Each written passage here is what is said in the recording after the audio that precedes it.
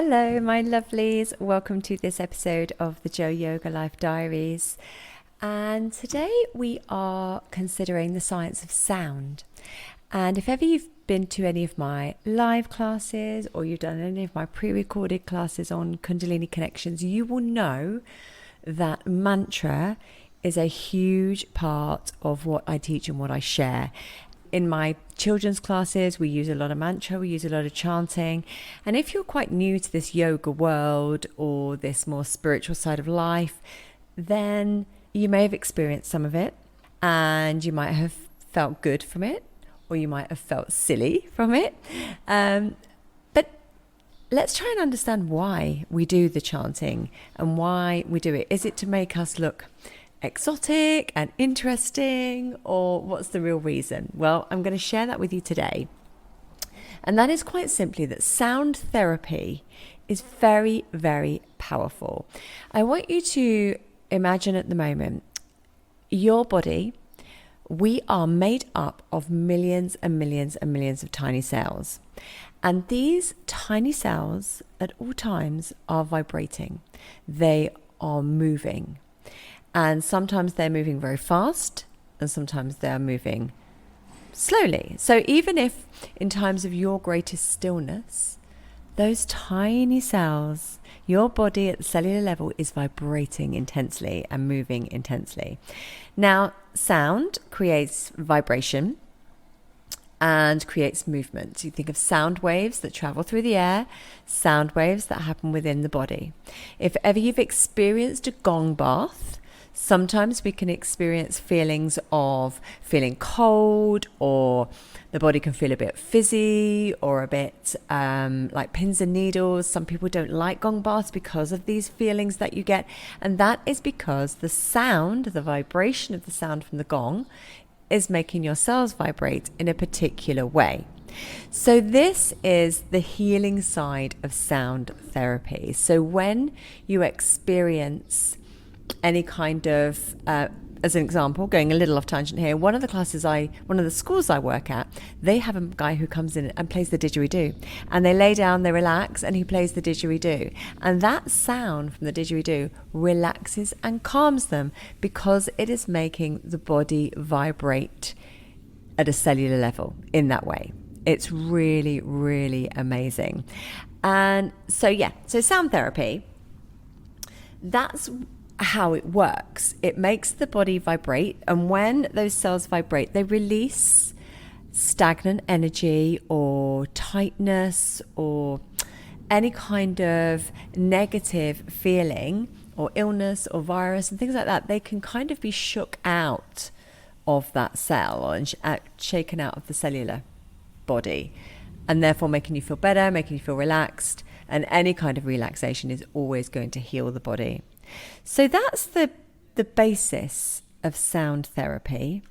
So then moving that into chanting and creating the sound yourself. When we are happy, we laugh or we cheer. Yeah, you know, when we've got such a built up feeling of emotion that we actually have to let it out with a sound. So for example, England score a winning goal in a cup final, and you know, you cheer, you celebrate and you cheer when your favorite team win, your favorite sports person wins, when something really good happens in your life, you let out that cheer or you laugh. There's a sound. Equally, when we're angry or frustrated, we can let out screams, we can let out shouts, because this energy has to be released from the body, and it's done through sound. So when we come into a mantra, this is a focused sound. This is a sound that is created because of the particular way that it will make you feel, because of the way that it reacts with the brain. So for example, in Kundalini Yoga, we do a lot by rolling the R. So for the mantra HAR, H-A-R. If you can't roll your R's, which I can't, you use your tongue to create more of a D sound. So you flick the tongue on the roof of the mouth. So hada, hada, hada, hada, instead of hara, hara, hara.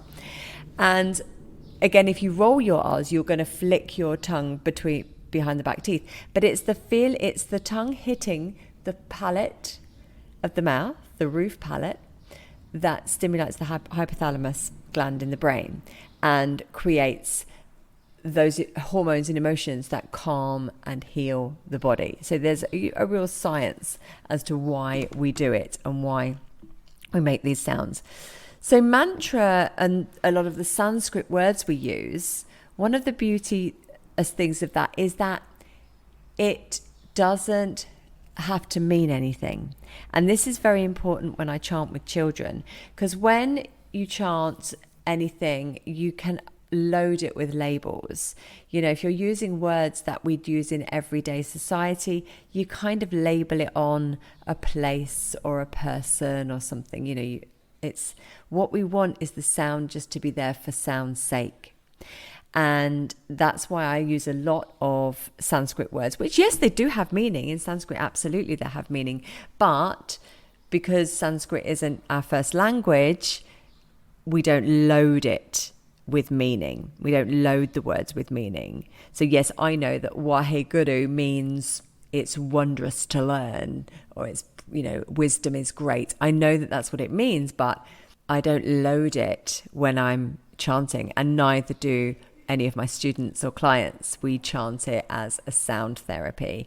As same as Sat Nam that we use for the beginning and the end of the class. We know it means truth is my name or truth is my identity. We know what it means, but the sound, we can experience the vibrations at a greater level because we're not loading it with meaning. Also, the repetitiveness of mantra. Why we repeat. Well, the first thing is because it completely quietens the monkey mind. If we've got lots and lots of thoughts going on, and I personally struggled to meditate until I learned to chant mantra.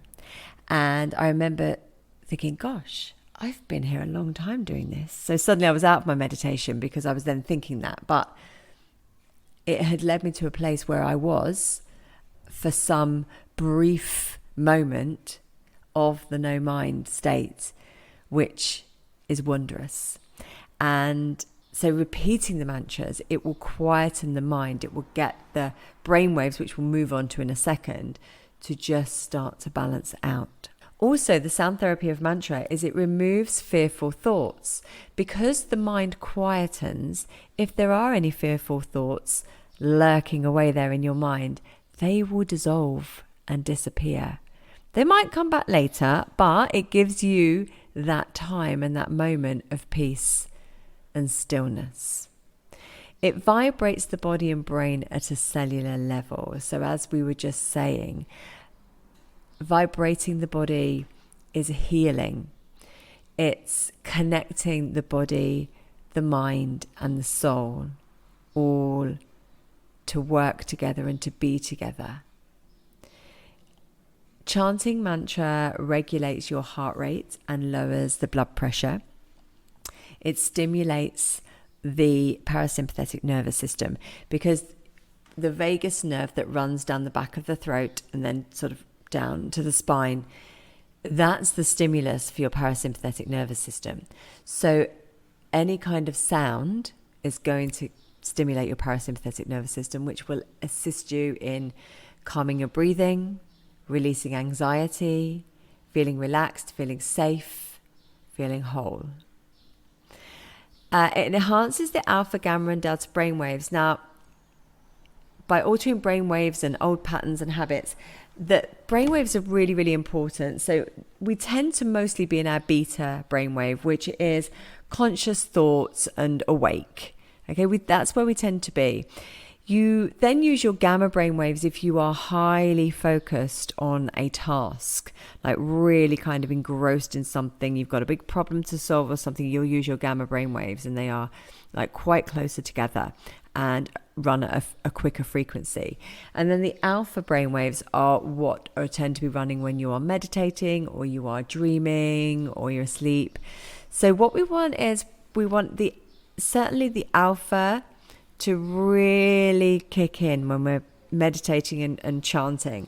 And that's what comes from using a repetitive mantra, using something that we don't have to focus on too much, because we can just say it again and again and again and again. And it's creating that sound healing, it's creating that sound therapy, it's quietening the monkey mind, and it's balancing out those brain waves and really stimulating the alpha brain wave, which is the one we want for that relaxed feeling.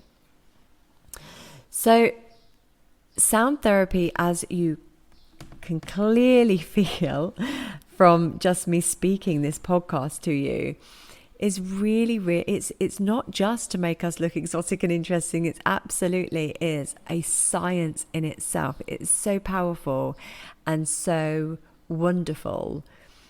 And if you've never tried a meditation with a mantra, I charge you to go and try one. And you can either go onto my YouTube channel and have a look for Kirtan Kriya, Kirtan Kriya, or Sat Kriya, or you can go to Kundalini Connections and have a look at any of the meditations in the library there. There are loads of them.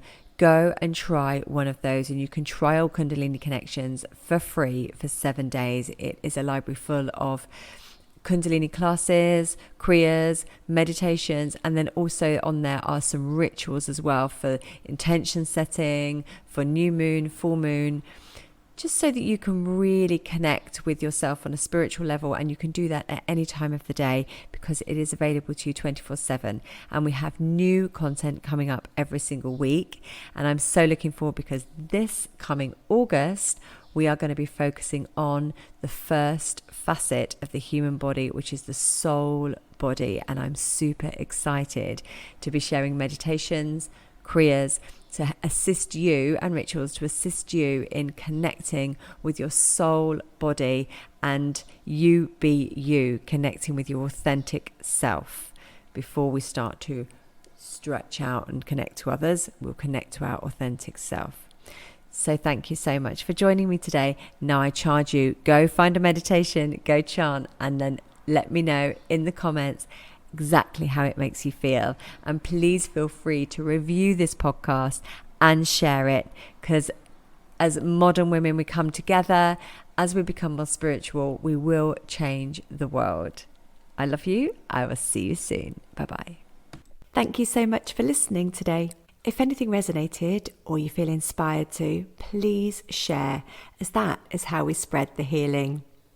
To learn more about me, my teachings, or any of the Joe Yoga programs, go to www.joeyogauk.co.uk, and I'll see you next time. Bye.